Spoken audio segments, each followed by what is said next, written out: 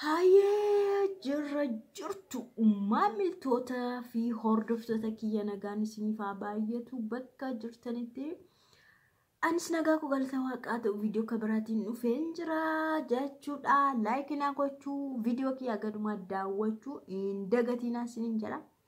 Kanumaan na deeggartu anna deeggarsi keessan kanadha jechuudha. Jajjabinni isin anaa gootan kanadha isiniin jedha. Anisi wantoota garaa gara keessan nan fidaa waan irraa baratanii waan itti bu'aartanii isiniin qopheessa jechuudha.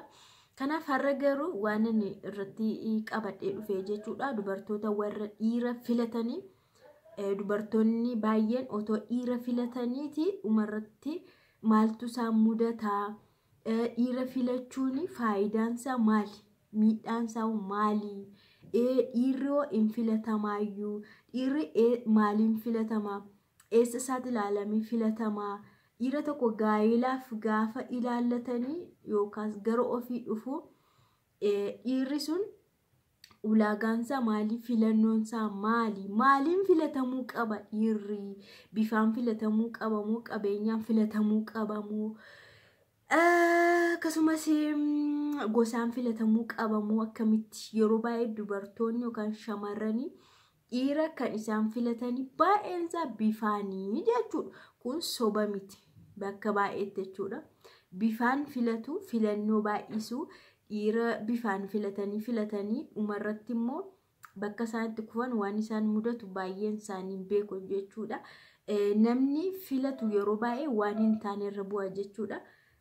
መራጭ ይቀራል ከተመራጭ መማክሲ tokko jira amaariffaan jechuudha afaan oromoodhaan beekeen hiiku dhugaa waaqa garuu namni baay'een yeroo namni filannoo baay'isu innoo akkasii isheenoo akkasii hundaan taatu yeroo jedhe filatu marraac ይቀራል ከተመራጭ kan jechuun inni filatu hinafaa inni yeroo baay'ee inni filatu filannoo inni baay'isu duubatti naatti fakkaata.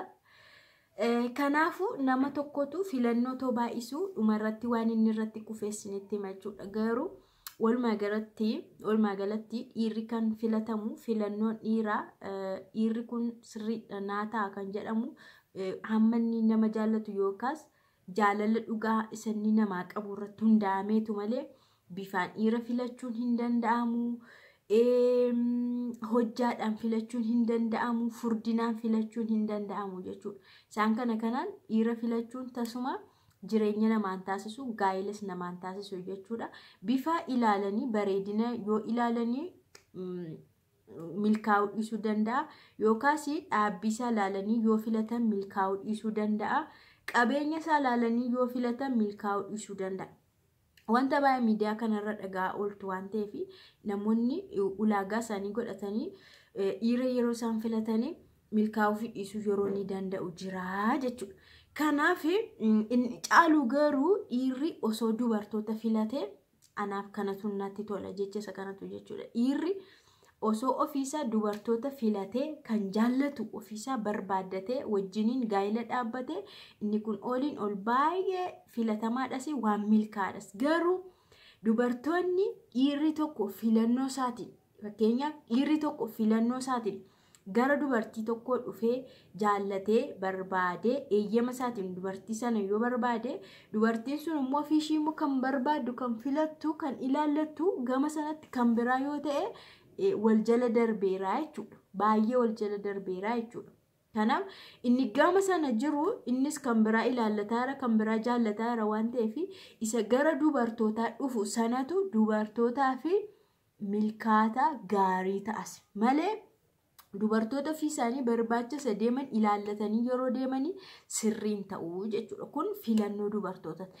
Yeroo baay'ee dubartoonni baay'een filannoo baay'isu jechuudha. Dhiira ilaalanii maal fakkaata, maaliif akkas ta'e, maaliif amma nagee, maaliif achiin bahe, maaliif akkana ta'e osoo jedhanii filatanii kun immoo hin ta'u, kun na caala, kun guddaadha, kun akkas nama guddaa fakkaata, gurraacha fakkaata, akkas ta'e, garaa guddate, mataa guddate, hudduu guddate warri jedhan baay'ee jira jechuudha. Kanaafuu kana hundumaa tarreessuurra garuu namni sun mataan isaa guddatu, hudduun isaa guddatu, garaan isaa guddatu namni kamuu tokkumadha. poozishinii nama sanaatiin jireenya yookaan gaa'ela murteessuu waan hin danda'amnee fi namni sun dhugumaan jaalala dhugaa naa qaba gaa'ilaaf naa ta'ayyuu jedhanii osoo ilaalanii isa kana ture milkaa'insi kan namaa fiduu jechuudha. Osoo waa inni qabus ilaaluu baatanii inni kunis gaariidhaan siin jedha. Mucayyoon tokko jirti. Yeroo baay'ee immoo osoo achiin ga'een ammas waanan odeessuun qaba. Yeroo baay'ee dubartoonni shamarran baay'ee bifa qaqqaban jechuudha. Isa mul'atu kana bifa safuula mul'atu waan hundumaa daalleen jira, kobbolleen jira, rifeensi jira, fuulli jira, guntuuta harmi jira, maaliin jira, sheeppiinis jira, borciinis jira jechuudha. Kanaaf warra akkasii baay'ee hin bareeddi. Ebeeluun baay'ee bareedduudha rifeensa qabdi namni isa jedhamu kana warri qabanii yeroo baay'ee filannoo baay'isu dhugaan siin jira. Filannoo baay'isu tokko maal jedhu seetanii mucaan gaafa dhalattu dhiira fokkisaatti yoo heerumame mucaan fokkistuu ndahaa mucaan fokkistuu taati tokko. Inni lammataa immoo gaafa faana deeman nama saalfachiisaa. Nama kana nama bifa hin qabne dhiira bifa hin qabne dhiira fokkisaa faana yoo deeman nama saalfachiisaa. Inni sadaffaan immoo inni suuraa faana ka'uudhaaf namatti hin tolu akkamitti. Qashimii jechoota qashimiidha kun hundisaa jechuudha. Kanaafuu jechoota bishaan hin gaasne fudhatama hin qabne yaada akkasii jechuudha. Dubartoonni baay'ee miidhagan babbareedan isan jedhe kana hunda kan qaban pirootokoolii kana kan qabanii akkana jedhu. Macarrashaan isaanii garuu maal taaseetanii baay'ee badaata. Mucaa tokko isinii kaasa fakkeenyaan nama sirriitti beekuudha. Mucaan sun dhugaa dubbachuudhaa fi physical appearance ishii baay'ee bareedaadha. Qannama kanatti mul'attu. Yaa uumama namni hunduu bareedaadha wal qixadhas kun garuu ilaalcha namootaatiin immoo yoo ilaales nitti meechuudha. Mucaan sun baay'ee bareedduudha. Rifeensi ishii baay'ee dheeraadha. Diimtuudha.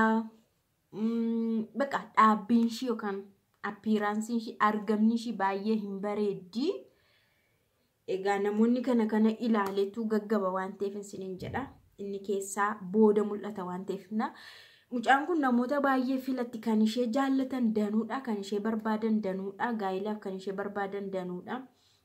Karaa irratti illee kan ishee eegan baay'eedha dhugaan isiniin jedha. Garuu mucaan kun osoo nama filattu gabaabaa ta'ee maalii ta'ee osoo jettuuti dhumarratti nama jaarsa wayiitti heerumte. Jaarsa yeroo isiniin jedhu bargit dhiironni dubartoota umuriidhaan caaluu qabu gaa'ila irratti yoo xiqqaate waggaa 5 ol malee 5 gadi caaluun qabanii maaliif dhiirri sirriitti yaada naanneffachuu qaba.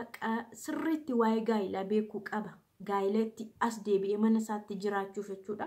Dubartiin illee rakkoon qabu deenyaan isheen gara kamuu deemuu yaadduun barbaadus. Dhiirri garuu yaada isaa sassaabbatee umuriidhaanis xinnoo ishii gara 30 faa gahee 32 waa ta'u maganaan sirriitti jechuudha. Bishaatee yoo achas deebi'ee baay'ee mana isaatiif yaada jechuudha. Mana isaatiif yaada yoo mucaa argate mucaa isaatiif yaada gara fuucharistii isaaf yaada jechuudha. Wanta akkana mul'ataan caccaliqqisaanii isan gowwomsu jechuudha. Dhiirri kanaafuu xiqqoollee caaluu qaba. Garuu baay'ee yoo caalee fedhii irratti ammas rakkootu uumama waan ta'eef jechuudha. Mucaan kuni osuma filattu dhumarratti nama akka jaarsa yeroo isiniin jedhu mucaa hammashi ga'u qaba. Dhiira jechuudha. Dhiira mucaa hammashi ga'u qaba namni sun. Mucaan sun illee baay'ee guddaadha. Hojii mataasaa iyyuu qaba. Hojiin hojjetaa.